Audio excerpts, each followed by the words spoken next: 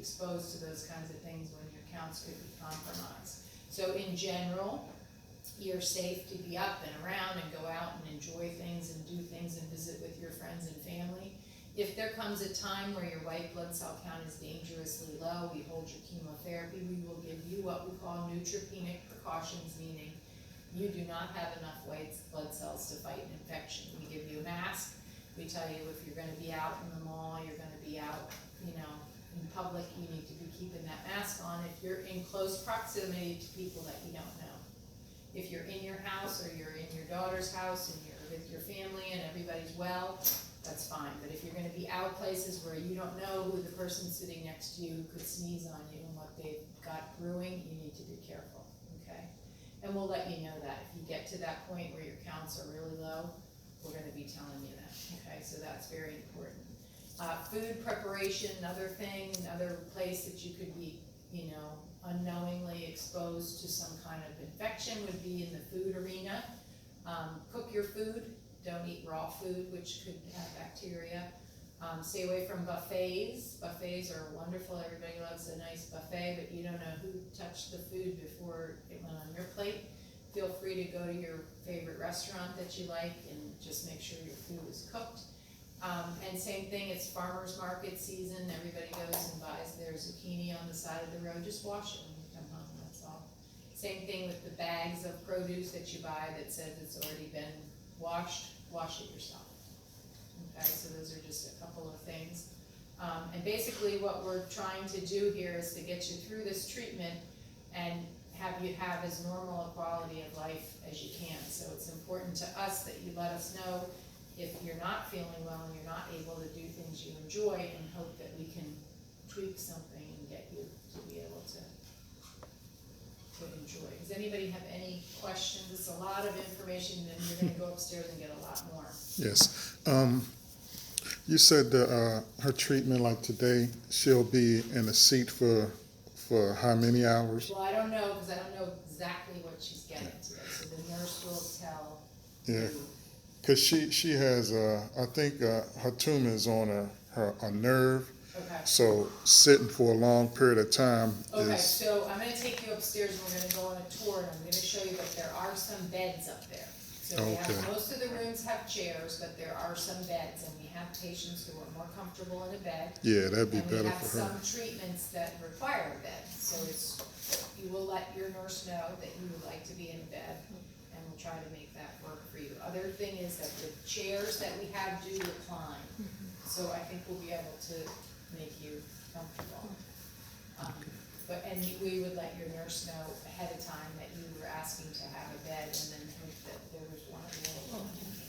Sometimes we'll have to start you in the recliner, and then when one opens, depending on the time, we don't like to delay you, but we'll make sure you're comfortable. The other thing is, if you're in the waiting room, this morning was a little challenging in the waiting room, because we had some staff issues, so we had somebody that was out sick, so everybody was trying to help everybody else, and you end up getting a little behind. So the rule of thumb up there is if it's 30 minutes past your appointment time and no one has come and spoken to you or taken you back or called your name, you can knock on either of the doors and ask for help, or you can ask Jesse, the greeter, the gentleman that just brought you downstairs.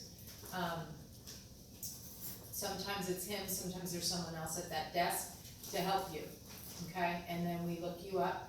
That's what happened with you today. Someone came back and told me your name, and we looked you up and found you.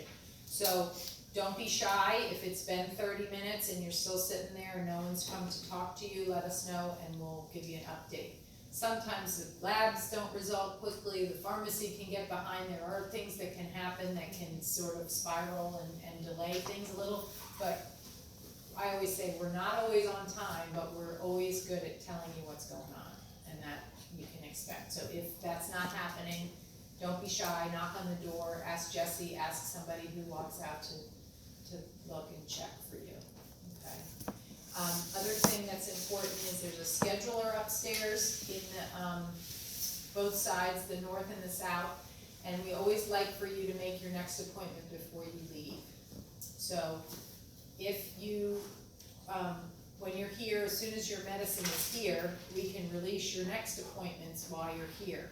And your family member while you're having the chemo, or you can take the pump and walk to the desk, set up your next appointments. And then you can always change them if something comes up and that day doesn't work and you need to move it one day, or, either way. You can change it later, but we like when you leave to have your next appointment. So when my patients leave me at the end of the day, I always ask, do you have your next appointment, and do you know to get in touch with us if you have a problem? And as long as the answer to those questions is yes, then I can sleep at night. But if somebody doesn't know when they're coming back, and maybe doesn't come back, or doesn't have an appointment to come back, or they don't know how to call if they have a problem, then I get worried. Okay, so those are important things. So we're gonna go up and take a little tour of one of the sides. I think I'll just go to the south side. I'll show you a room. I will show you where the nurse's station is. I'll show you that living room. And also in the, both of the north and south side, there's a hallway that's sort of our refreshment area. There's coffee, tea, juice, soda, water, and very limited snacks. So there's like some cookies and pretzels and that kind of thing. Excuse me. Also, warm blankets. So that's what keeps people coming back. Free snacks and warm blankets. And then we get some chemo too. So we're gonna go up and take a little tour, and then I will leave you in the waiting room to meet your, whoever the nurse is that will take you today, and I'll make sure that they all know where you are and all that. Everybody got a bag in, right?